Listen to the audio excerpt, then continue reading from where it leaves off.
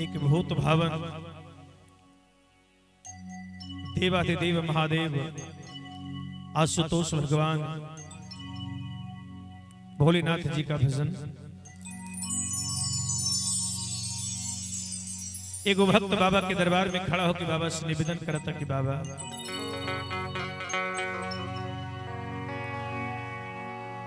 कि तीन लोक बसती बसा के, कि तीन लोक बसती बसा के बाबा आप बसे पीराने में। धन्य धन्य हो भोलेनाथ कौड़ी नहीं खजाने।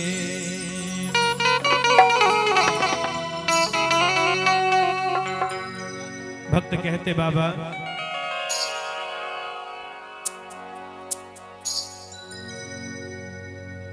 कि अपना सेवकवा पर फेरी ना नजरिया, अहो दर्शन करेला अइले औरी दुआरिया।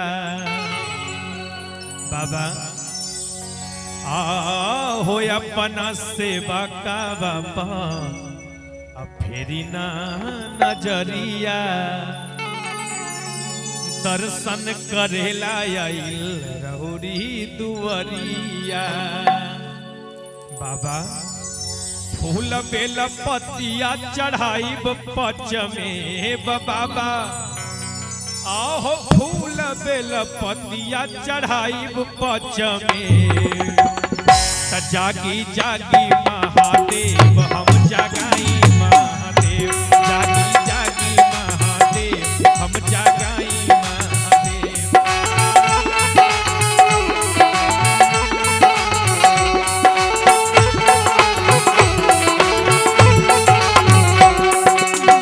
अपना सेवकवा पर फेरी नजरिया,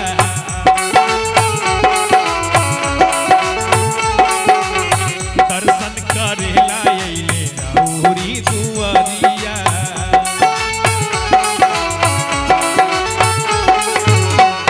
बाबा फूल बेल पतिया चढ़ाई पच में, बाबा फूल बेल पतिया चढ़ाई पच में।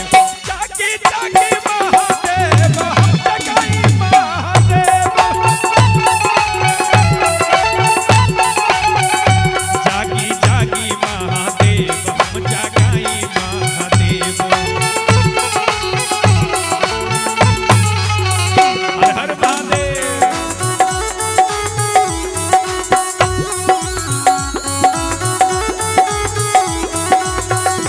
जय श्री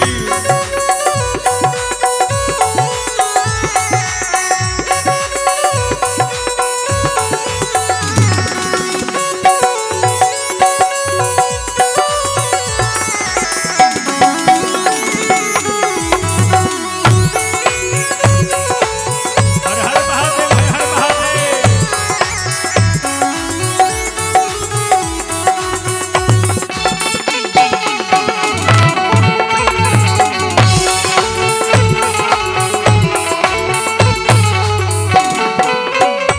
ए बाबा असुनी रभे दरौरा स्तुति भोले दानी,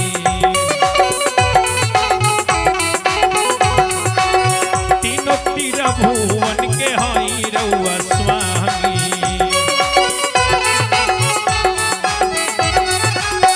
असुनी रभे जन स्तुति भोले दानी, तीनों तीर भुवन के हई रउआ स्वामी।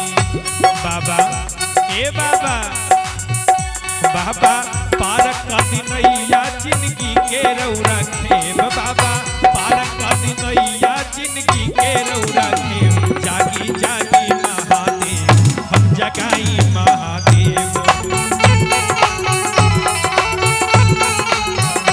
जागी जागी महादेव हम जगाई महादेव।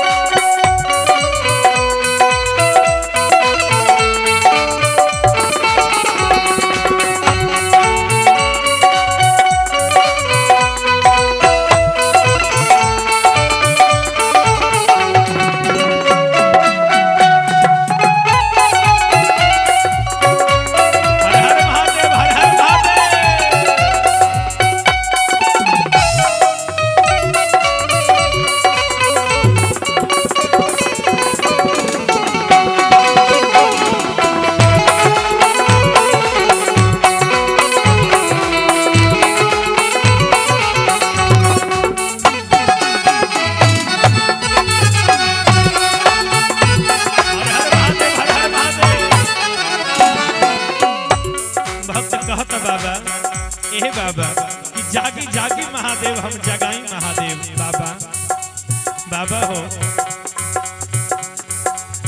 मनमा में आस लेके आईली तोर दुआरी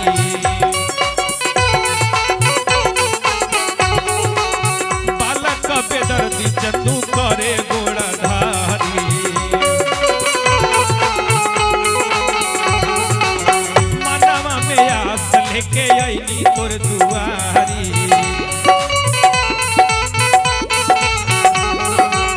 बाबा मुन्ना पीरू पप्पू चंदन करे गोड़ा धारी बाबा बाबा हो ए बाबा बाबा धपुराय पतिया चढ़ाई दुपन से बाबा धपुरा नस्पतिया चढ़ाई बरोजे से